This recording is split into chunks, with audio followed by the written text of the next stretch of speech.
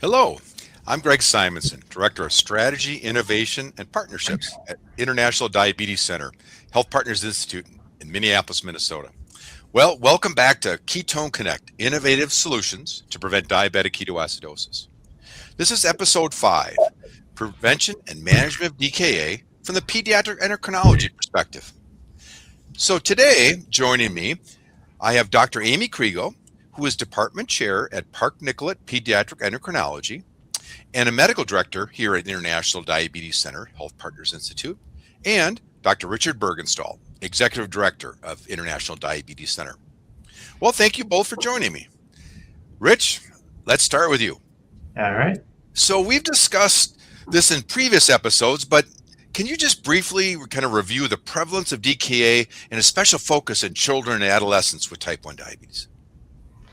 Yeah, I'd be glad to, Greg. Here's a little bit of data, and to sum it up, it sort of says right now about a third of people, when they present with diabetes, they are in ketoacidosis. So 1 out of every 3, a little higher even in the United States than nationally. And then you look down and you say, well, what's likely to lead to these people being admitted? Well, younger adults, women more than men, it's kind of interesting, African-American youth, rural areas, people who don't have insurance. But these people are getting admitted at a really high rate. And Amy, I just wonder, since you've spent so much of your career building up a great team and trying to prevent this, do you see this? Do you see your people getting admitted with DKA? I think our prevalence of admission at diagnosis is likely less than that. We do really have a strong outpatient team, and from the time that we get the phone call that there's somebody with hyperglycemia, we really try to work to get them in and see them within 24 hours in the outpatient setting to avoid hospitalization as much as possible. If they can hydrate orally, we can start insulin in the outpatient setting along with CGM and get things started on the outpatient side. Well, a lot nicer for that family and that experience. So, okay. What about this though? Now, what about the incidence of DKA? Can you talk a little bit about that, Rich? Yeah, that's what we really want to talk about today. That really across the globe, 4 to 8% a year of people with diabetes have an episode of ketoacidosis. Boy, that sounds high. Maybe 5% in the U.S. is what the numbers are. So that's a significant number, particularly then when we say a lot of those people are getting admitted, and if they have one episode, they're more likely to have another. So I'm hoping Amy will have some solutions, some good advice for us to really cut that rate down, because that's really high. Yeah, well, especially looking at that incidence rates on some of the children and adolescents and young adults, it's kind of amazing. So yeah. Amy, can you discuss some of the risk factors in children and adolescents with type 1 and really put them at high risk for developing DKA? Yeah, this slide has a nice list of the risk factors that we watch out for. I think a lot of them overlap, especially when it comes to insulin omission and behavioral health, maybe inconsistent glucose management with complex social and family situations. A lot of times those are all interspersed together, which really increases the risk for DKA.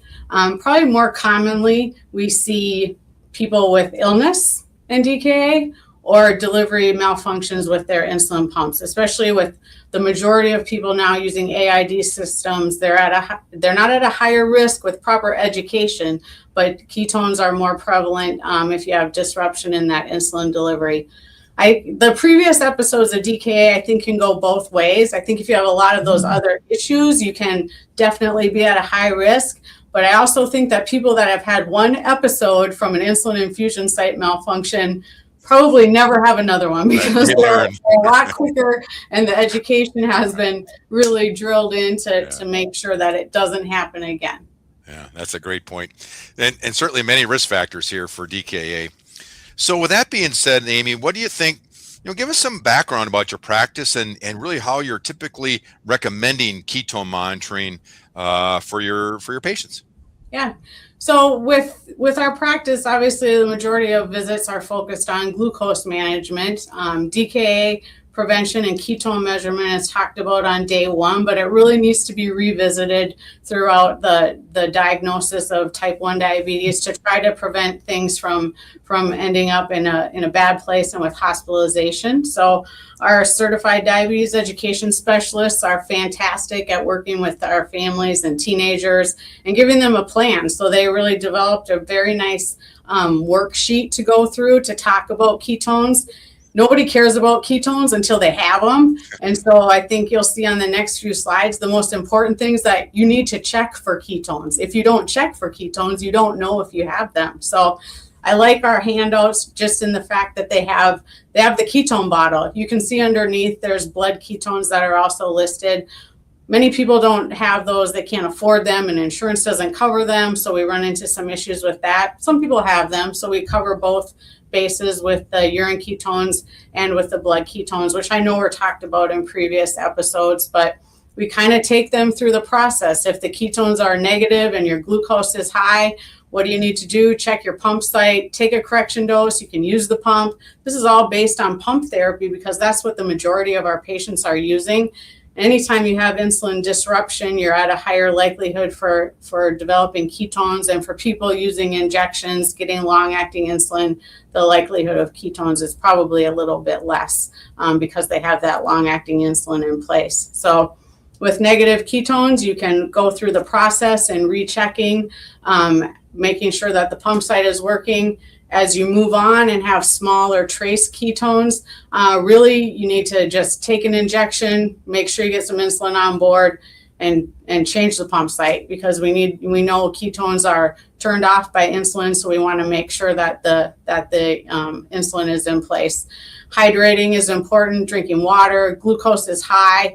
As I'm looking at these slides, I think maybe we need to tighten this up. Maybe 300 is a little bit too high, but we also don't want people to be desensitized to checking the ketones. So if we say 200 or 250, unfortunately, sometimes kids and teenagers are there a little bit more than we want them to be. And so they may just, passively not even think about checking for ketones. So the 300 number is a little bit more attention grabbing to make people pay attention to it and to move on to checking for ketones. If the ketones are large, we really want them to call us because we can work through what to do with changing insulin dosing as they're more resistant to the insulin, maybe doubling the correction dose, whatever the case may be. And then if kids are too far down the path and they're vomiting and can't keep anything down orally, then they really just need to go in and be treated in a medical setting. Great. The other important piece is that even if your blood sugar isn't high, you could still have ketones, and we especially see this in our littles, as we call them. They're more likely to have normal glycemia, ketosis during illness, and so that's always a little bit trickier to handle if kids are vomiting and have normal blood sugars. But that's another time where we really want them to call us so that we can give them guidance. The main goal is to stay out of the hospital and to avoid that setting as much as possible. But if we need to do that, we need to do that. And it just is a matter of having a conversation. Even though we've had these education discussions before at clinic visits, when you're in it, you kind of forget everything, I think is what I see happen. And so we just have to have that conversation. And that's what we're here for, is to help our patients. Great. So very memorable. 300 or greater for 3 hours or more, get the ketones. If it's less than 300, but you're, ill, vomiting, check them then. That, good takeaway. So, okay, Rich, anything else to add to this conversation? No, I think that's a great summary, great highlights. We did do a little work on the adult side. Well, it was a little bit of both. So we gathered a group of experts and held an expert forum about what do we know so far in the literature. And Amy presented just a nice real world clinical flow of it. We reviewed the literature also and agreed with most everything Amy said. So we can see that what we learned was people have to start learning these new numbers like millimoles per liter. That's kind of a foreign concept. Well, yeah. I thought it was milligrams per deciliter. Yeah, right. What are you talking about? 0.5, millimoles per liter. But So that's where the colors come in, and getting to know these sort of ranges that you're normal, you're elevated, you're high, urgent high. It's kind of a nice nomenclature to start saying, well, I'm in an area where I need some attention, and here's the symptoms. And I won't cover today on the right side, just, these are things that Amy and her staff know well, but all clinicians need to know, well, what if I get a call with these levels? What is my best approach with fluids and carbohydrates and insulin? How do I put those together to keep those ketones in check, try to keep the people at home and not in the hospital? Sure. Just kind of drives home that, little general chemistry in high school is not a bad thing for, and you're always like, oh, I won't need that. Well, maybe you do. Okay. Well, Amy, I just wanted to say, kind of now thinking about, what are your greatest challenges with patients in respect to following those recommendations that you made around preventing DKA? So, or does everybody do everything that you say? Yes, no, I wish, but I do feel like we are, as this new technology is coming forward and we're all excited about it, I think it has kind of made us focus a little bit more on ketone monitoring and making sure that people have the tools that are available now so that they can do that. I think our availability to people has been good. Does everybody always have what they need? Absolutely not. I got a call over the weekend. Somebody was not feeling well, didn't have their ketone strips. I learned from this young adult that you can DoorDash your ketone strips to wherever you are. So it's a different time in many ways. But I think the biggest thing for us right now is just making sure people have the supplies that they need so that they can check when they need to. Yeah. No, good example how, being creative to, access the supplies we need. Okay. So Rich, what do you think the addition of continuous ketone monitoring, especially thinking about that dual glucose ketone monitoring system that we've discussed several times in different episodes here of Ketone Connect. How do you think that can address some of the challenges that Amy's mentioned? Yeah, no, Amy outlined them well. We want people to have the supplies when they need them, but so often they don't. And so this promise of this potential of a sensor where you use one sensor just like you're doing for glucose, but on that tip of that sensor, there's also a ketone sensor. And so one insertion and you get both glucose and ketone. So this new terminology, dual glucose ketone sensor that monitors it continuously has a lot of potential. Now it's not approved. It is in development. We've seen the actual product, but it has to get approved. The accuracy looks good, but the FDA will be the judge of that in the approval process. But I think it would address a lot of the issues Amy was addressing, particularly in those people who are at high risk, to have that data always available when they need it, if they need it, and not just depend on the glucose to be their guide for ketones. Sure. Well, Amy, Rich, we're really coming close to the end of this session, but any last parting clinical pearls or thoughts you'd like to share, around ketone testing, DKA, that you'd like to share with the audience?